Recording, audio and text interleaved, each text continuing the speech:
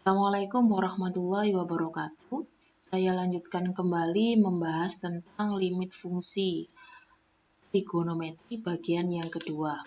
Untuk bagian yang pertama, dijelaskan tentang review ulang tentang penyelesaian limit fungsi aljabar. Pada bagian yang kedua ini akan dibahas tentang limit fungsi trigonometrinya. Nah, namanya trigonometri pasti kalian sudah tahu, tidak jauh-jauh tentang sin, cos, dan tan. Jadi kita akan membahas di situnya. Kalau aljabar kemarin x, sekarang trigonometrinya berarti ada sin, ada cos, pasti juga ada tan. Nah, masuk ke formula limit fungsi trigonometri.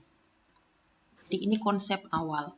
Jadi kalau ada limit x mendekati 0, sin x dibagi x, atau kebalikannya x dibagi sin x, maka nilainya 1. Jadi mau di x-nya di atas atau di bawah, pokoknya bentuknya seperti ini, nilainya pasti 1. Begitu juga dengan tangen.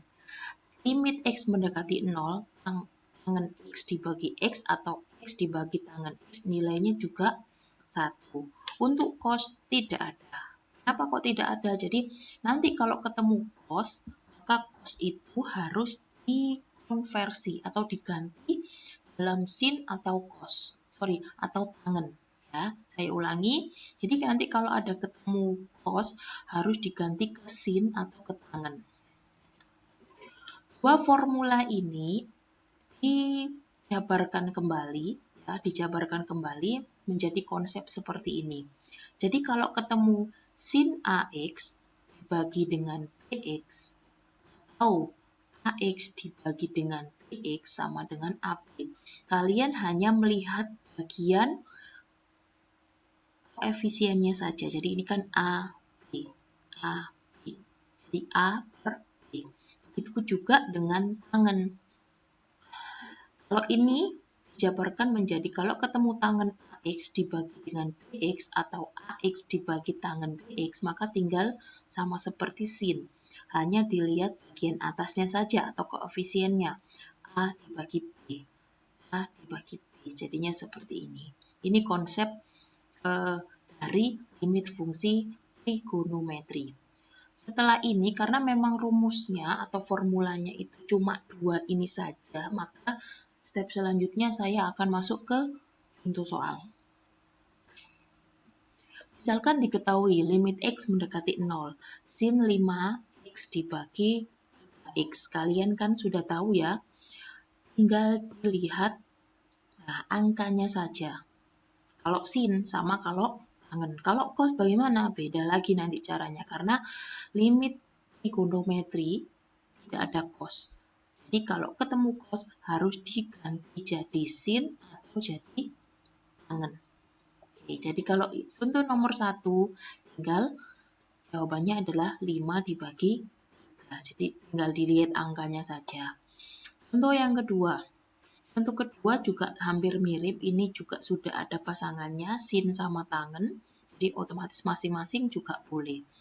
Dilihat angka depannya saja, dari 4 dibagi 3. 4 per 3. Dikurangi 8 dibagi 2. Nah, ini saya samakan penyebutnya jadi 6. Kemudian caranya sama ya. 6 dibagi 2, 2 dikali 4 sama dengan 8. 6 dibagi 2, 3 dikali, oh salah ya ini ya, dikali 8 sama dengan 24. Saya ganti langsung. Sama dengan min 16. Kalau dibagi 6 sama dengan min 8 per 3.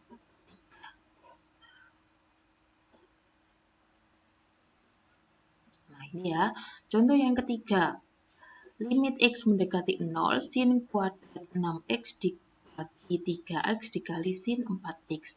Nah kalau ketemu seperti ini, cara yang paling gampang itu dijabarkan.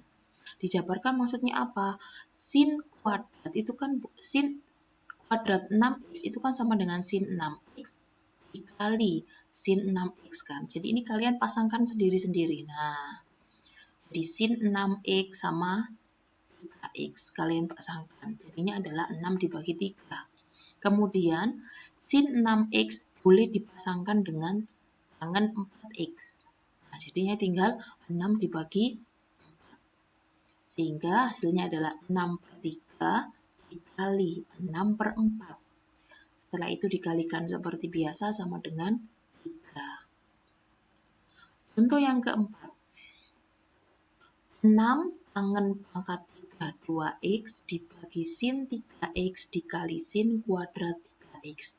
Kalau bingung caranya sama seperti nomor 3, dijabarkan saja, setelah itu dipasang-pasangkan. Nah, tangen pangkat 3 2x itu kan boleh dijabarkan seperti ini.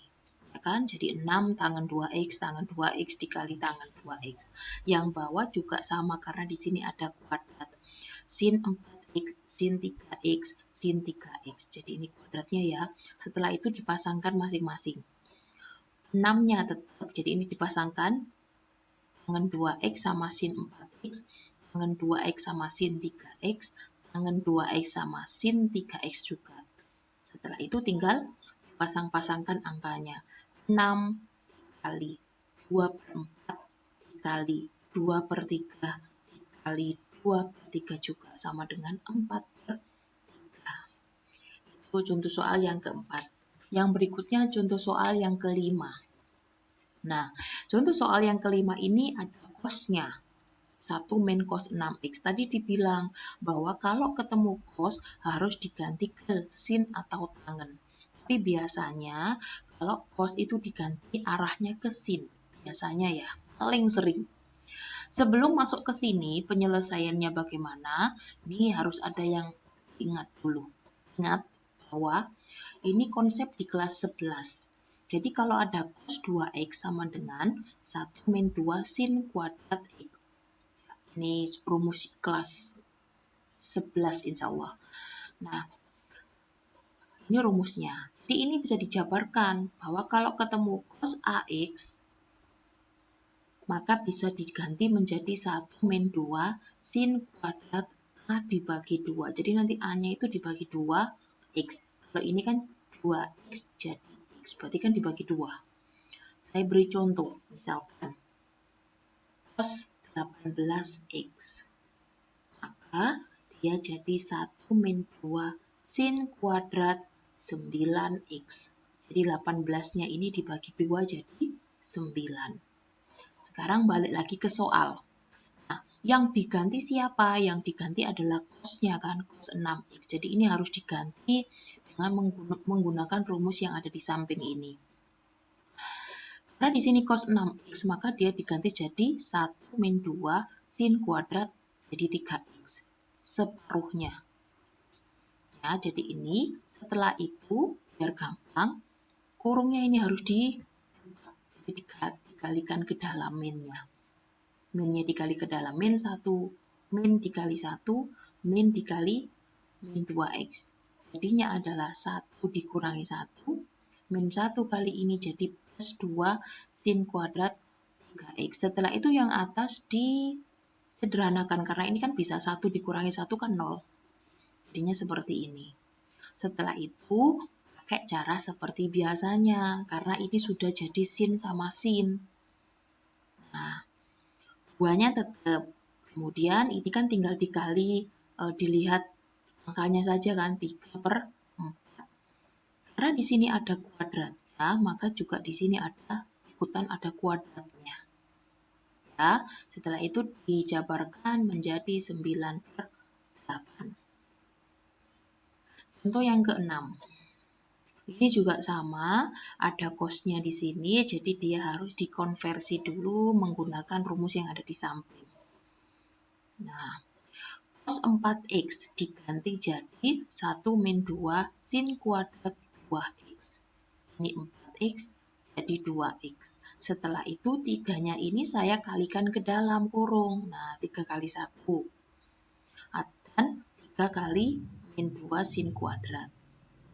Jadinya kan ini 3 Kemudian ini kali ini jadi min 6 sin kuadrat 2x, min 3-nya yang ini tetap. Yang bawah tetap dulu karena dia dalam bentuk tangen. Jadi tidak perlu diganti. Yang atas ini juga ada yang bisa dihapus, dikurangi 3 kan 0. Nah, jadinya apa? Min 6 sin kuadrat 2x dibagi 2 tangen kuadrat 2x. Sama seperti nomor 1, kalian tinggal memasangkan. Jadi min 6 dibagi 2. Jadinya ini kan ya, min 6 dibagi 2. Kemudian yang ini 2 dibagi 2. Ada kuadratnya, maka di sini juga dikuadrat. Nilainya 1, 1 kuadrat 1, 1 dikali ini jadinya min 3. Saya tambahi satu contoh soal lagi. Ini atas sama bawah sama-sama ada cosnya. Jadi dua-duanya harus diganti seperti rumus yang sebelumnya.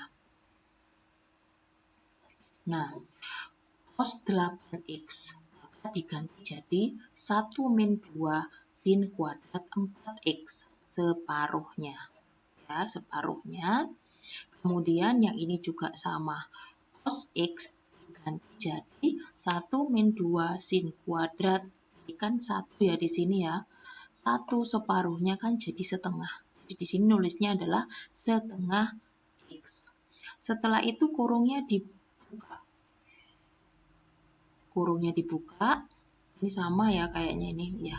Kurungnya dibuka dikalikan ke dalam jadi min 4 kali 1 jadi min 4. Min 4 kali min 2 bla bla bla ini sama dengan plus 8. Begitu juga dengan yang ada di bawah. Kurungnya ketika dibuka satunya jadi min 2-nya jadi plus, jadi min kali min.